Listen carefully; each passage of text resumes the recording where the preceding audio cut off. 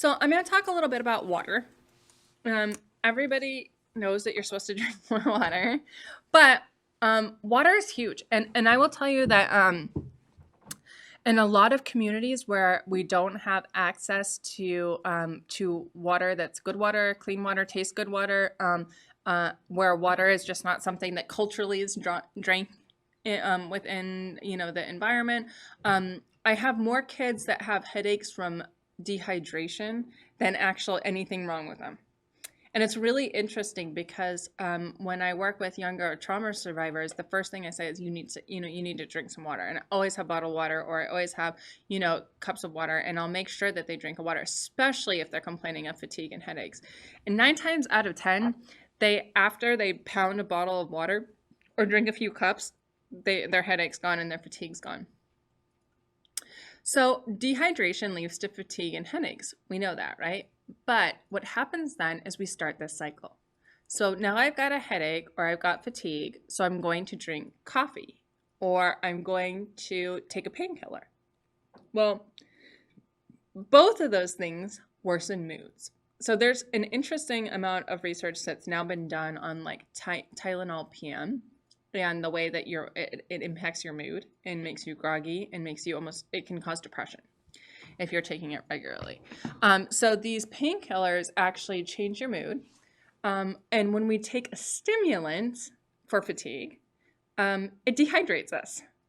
So most stimulants like coffee make us more dehydrated. So we start this cycle. And what happens is if we move into a state of dehydration, remember, people can go longer without food than they can without water. So when we move into a state of dehydration, we release more stress hormones like cortisol. And what does that make us do? It makes us more hungry. So in my own experience, my little girl, she does not like drinking water. I don't know what the deal is with water. She happily, we don't have soda in the house, but she'll happily drink like a soda, juice, anything else. She doesn't really like water. So we try and get healthy juice and stuff like that, but doesn't like water. If she has a day where she's not drinking water, I can tell she's dehydrated. Her lips are dry, her pallor's not good, her eyes don't look good, and she will snack all day. And this is like, a 9-year-old. She will literally eat and snack all day. And she gets food cravings. So not only is she dehydrated, but she gets food cravings because she is dehydrated. If she's hydrating throughout the day, she eats half as much. And that's not like eating's a problem for her, but it's just thinking about like how that correlation looks even in a little person. And it's really important. So what are the other things why we need water? Water regulates our body temperature. It delivers nutrients to cells because it's a carrier, right? So it's going to bring the nutrients to the cells. It flushes out toxins. It prevents headaches. Drinking more water improves brain function, cognition, and mood. It makes your skin and your tissues more moist. It helps cushion joints. It prevents constipation, and it improves sleep quality. So somebody's like, how does water improve sleep quality? Well, while we sleep, we lose up to, or even sometimes more than, a liter of water. And that's just through our respiration process. So when you get up in the morning, one of the most important things, and I do it before I go to bed too, I'll drink a big glass of water. And people are like, oh, I'll wake up in the night to pee. But, for me, I'd rather have that and be dehydrated. Drink a big glass of water, and then a lot of the sleep specialists recommend that within 15 minutes of waking that you try and drink 15 ounces of water. And that's because you lose so much water through the sleep process that you're really dehydrated when you wake up. And that's part of the reason why people feel so groggy and so cruddy. And our natural go-to is to drink coffee. And I've always drank coffee in the morning. So now what I do is I'll get the water first, drink the water first, and then drink my coffee. So 15 ounces within kind of 15 minutes of waking is what the recommendation is in terms of water when you get up. And it should help with sleep quality. So this is kind of like a cute little infographic. And this is something like I might send somebody. Like something little like this. It's simple, like a Pinterest thing that, reminds them of their cups. and they can check them off. And there's good apps for this too. If people are really techie and they like doing apps, there's a water, I think it's called I can't remember the name of it. It's like a water intake app which checks off your water per during the day. So every time you drink a cup, you hit the thing on the app. I wrote down the name of it. But it's a water intake app. A lot of people like putting out the water. So another recommendation is you have like a bunch of like jars or water bottles pre-filled, and you put them different places in the house, and then you drink them as you go throughout your day, or you just stack them. So I have this now. I buy these and then I refill them. So I have to drink 2 of these and then 1 cup. So this, if I know, this makes it easier for me. I had smaller cup, like I had like a smaller drinking from cup, but I felt like I would lose count and I wouldn't pay attention, and this whole idea of cups per day was too much for me. So I either use a bottle like this, or I will use like a legit water bottle. But usually what I'll pick is up to 25 ounces. 25 ounces for me feels like accomplishable. Like I feel good when I finish it, but I don't feel overwhelmed. I got one of those big ones that's like supposed to carry on, but it was like this, drinking it. It was awkward. I felt like I was never done with it. So it was kind of a frustrating process. So I recommend not going as small as a cup unless you really like drinking out of a glass, but going about around 20 ounces to 30 something ounces, and then finishing a couple of them. And I feel like for me, that's the best process. Men, it's slightly more. That's due to, weight and size. So that's something to keep in mind. Children, some people say that half their body weight is too much. There's arguments for and against that. I recommend for my children, I still kind of want them to be in around half their body weight, as long as it's not causing issues with them going to the bathroom too much. So there are certain waters that are better, interestingly enough. So people are like, what water do I drink? So there's a mineral water called Lithia, or San Pellegrino, or Penefiel from Mexico. And interestingly enough, these are from natural springs, but they have trace elements of the mineral lithium. So anybody that's worked in psychiatric knows what lithium is. So lithium is actually a natural, it's a natural mineral. It's actually not a compounded, they're obviously the one that we use in psychopharmaceuticals is compounded, but it can be found naturally. You can have natural lithium. So this water, these particular kinds of water have natural lithium in them. And lithium is found naturally in mineral springs throughout the world. And it's an anti-anxiety mineral. So it's kind of cool. So San Pellegrino, Lithia, Penefiel all have trace elements of lithium. So that's kind of a cool thing, kind of like a cool little side note if you're going to pick a water or if you're going to spend money on water. You also, and we'll talk about this a little bit more under supplementation, you can also get the natural version of lithium. So let's say, you want to use that as a sleep supplement. You can get the natural version of lithium that's not the prescription pharmaceutical version. And sometimes it helps with people for sleep, because what it is it's what we call neuroprotective. So neuroprotective minerals help reset the circadian rhythms. And the circadian rhythms, which we'll talk about more in sleep, are the sleep-wake cycles. And one of the biggest indicators and challenges with mood disorders and PTSD and insomnia is that the circadian rhythm is disrupted. The sleep-wake cycle is disrupted. So using natural lithium can help with this process, and it's something that can be used as a supplement. So we'll talk a little bit more about sleep supplementation when we get there, but just something to think about. And it's really interesting that it occurs in natural mineral springs, because this is where people would have gotten their water from back in the day. And they would have gotten this water, and it would have been good water, and they probably would have drank lots of it and then fallen asleep. But we have lots of minerals that are naturally occurring that we can use.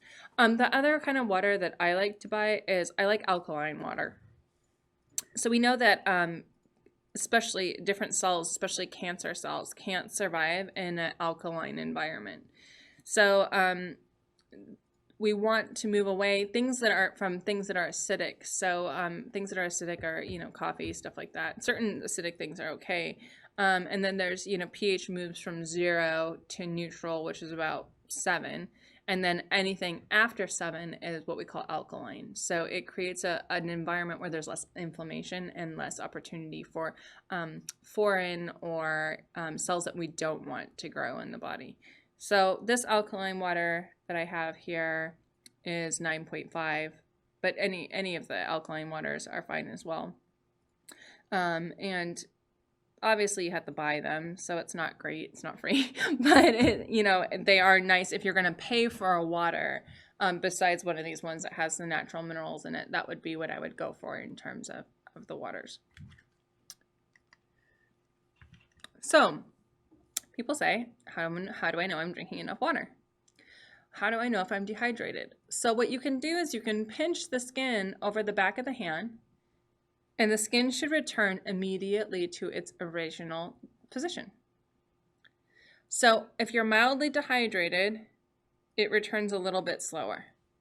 If you're really dehydrated, then it's going to go real slow.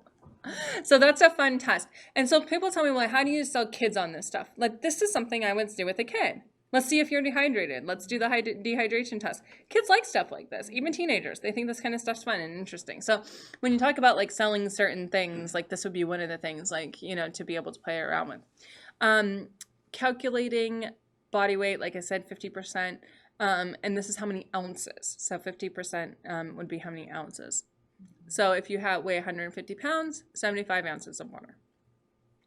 And this is one of the strategies that I talked about. You can use the water app. It's free. I can't remember the name of it. I will look it up, but it's free. And but you can also do glass jars. You can fill up your water bottles for the day.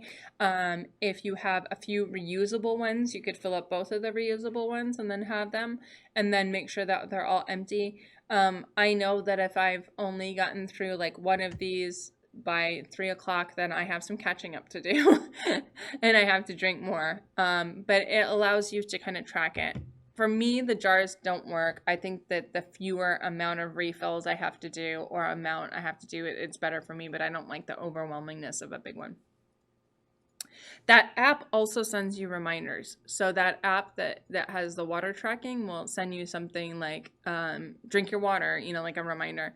Almost like the smartwatches that send the thing like move or get up or walk around. They have a similar thing with water. And I believe, I don't know, I think the Apple Watches have the water one on them too now. I'm not sure in the new Apple Watches, but I'm not 100% sure.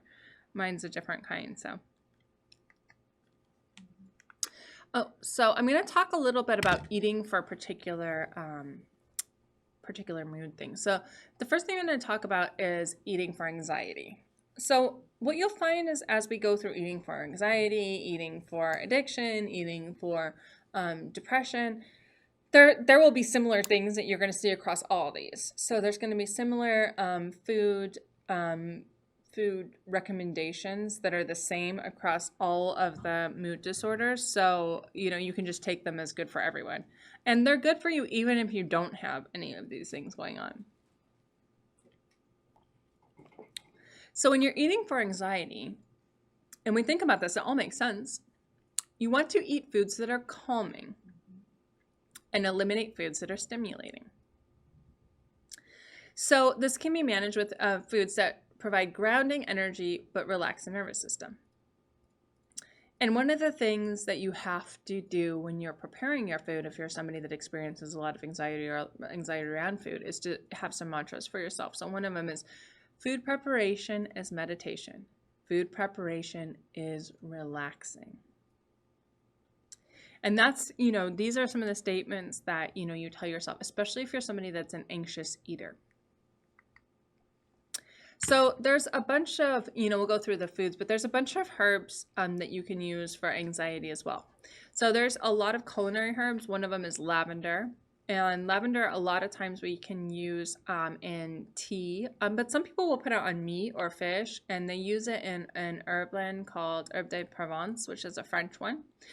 You can add to salads. But what lavender does is it helps release stress and anxiety, improves sleep and mood, and is used in treating depression. And I'm talking about ingesting it. You can also use it as aromatherapy or oil. I don't like the smell of it, but like some people love it, so it's something to keep in mind. You can add it also as a dried herb to dressings, teas, and baked goods. So that's one that you definitely want to look into if you don't use it already. I don't like the taste of it in like a liquid form, but some people will also have kind of lavender based drops or something like that. Chamomile. Chamomile is probably the one I use the most in my house. We use it with the children. We actually do it. We prepare a pot of chamomile tea at night. So at night, we all will sit down and we'll get out like fancy teacups and we'll all drink tea when we're watching TV. So we'll all get our little cup, I'll make up and I'll brew tea. And I buy it like in a big bag. So like on Amazon, they sell like big bags of organic chamomile and you throw them in the teapot and then you just let it steep. And it's really reasonable. So it's not expensive.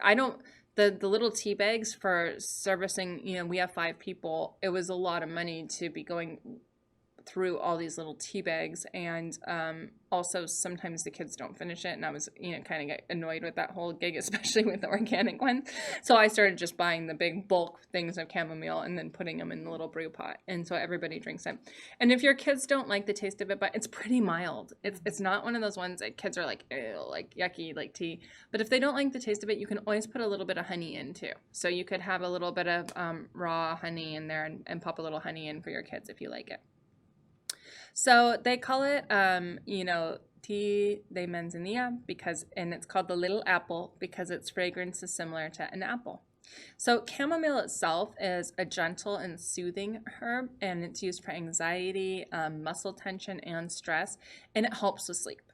So a lot of times people will also use it for belly aches. So a lot of people that are, come from traditional Mexican families would have had it as something for tummy aches.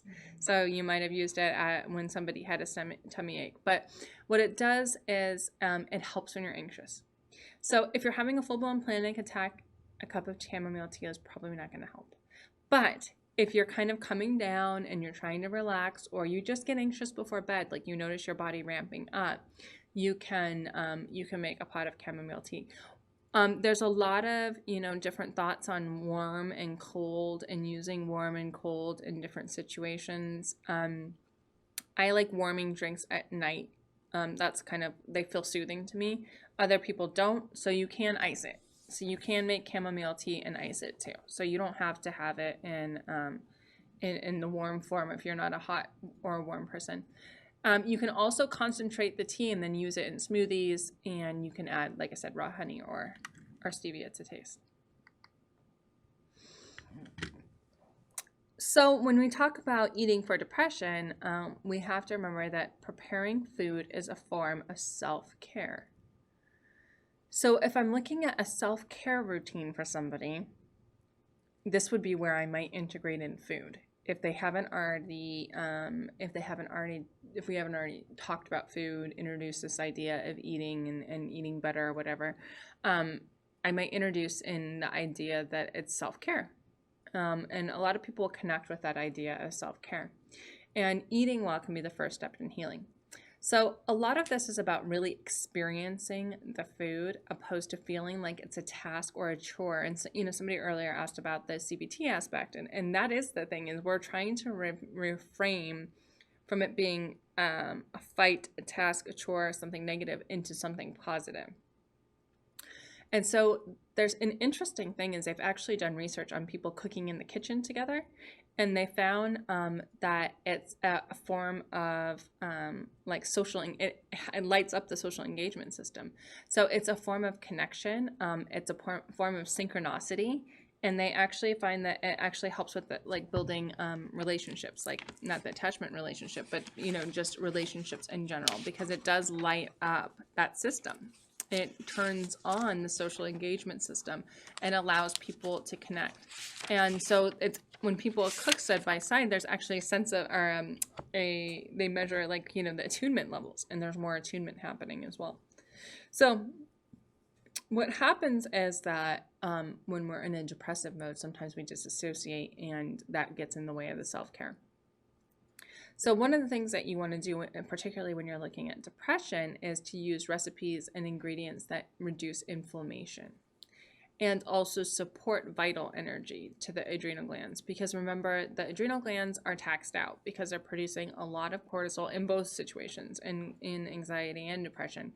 And once you replenish and you support the adrenal glands, you'll also find that there's a reduction in the fatigue.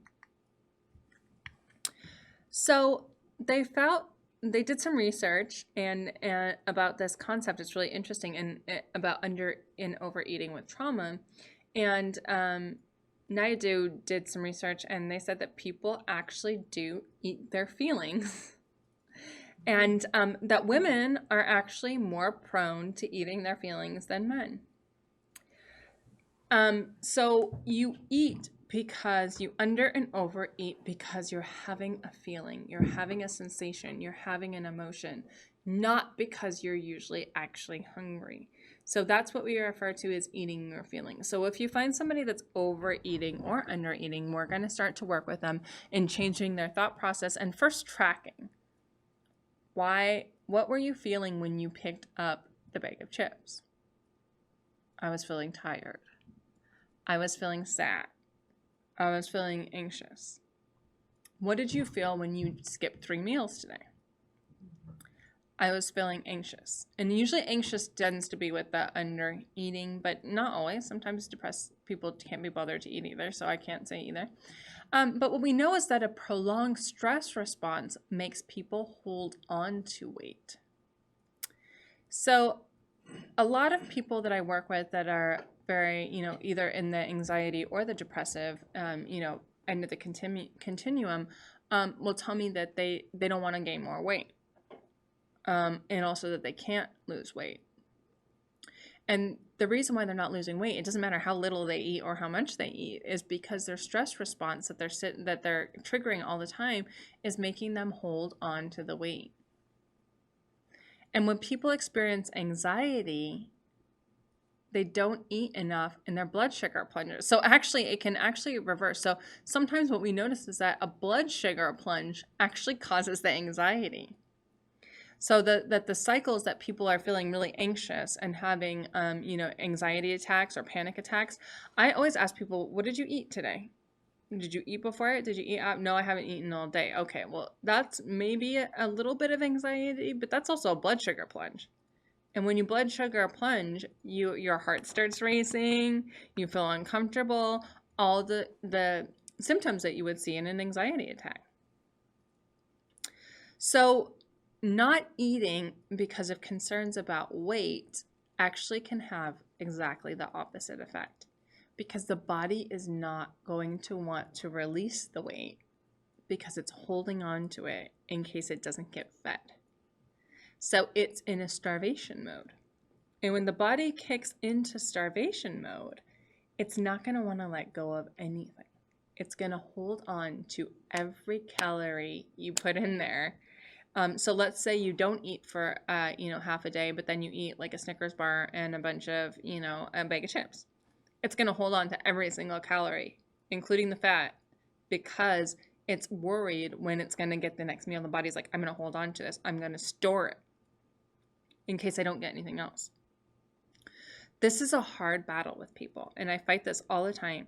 And, I was working with a teenager this week that has issues, around anxiety and eating. And I've explained this to her like 3 times in different contexts when we talk about her eating patterns, and she doesn't want to hear it. And then this week, finally, I asked her what she had eaten that day, and she'd eaten nothing. And it was about 3 o'clock in the afternoon. And I told her again, and I said, we're going to have to change this.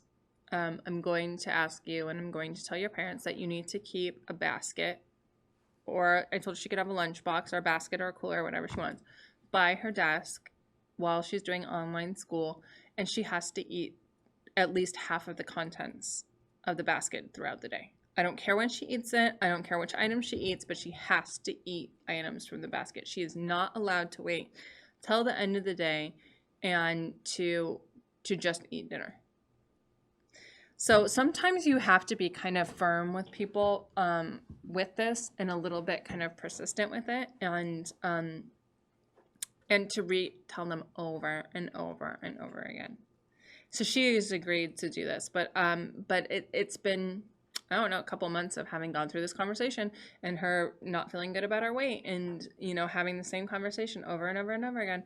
And finally I was like, nope, this is what you're gonna do, and we're gonna start it next week. And so sometimes you have to be kind of firm with this, because I know that she's never going to be able to do what she would like to do, doing it the way that she's doing it, because her body's in starvation mode, and it's adding to her anxiety.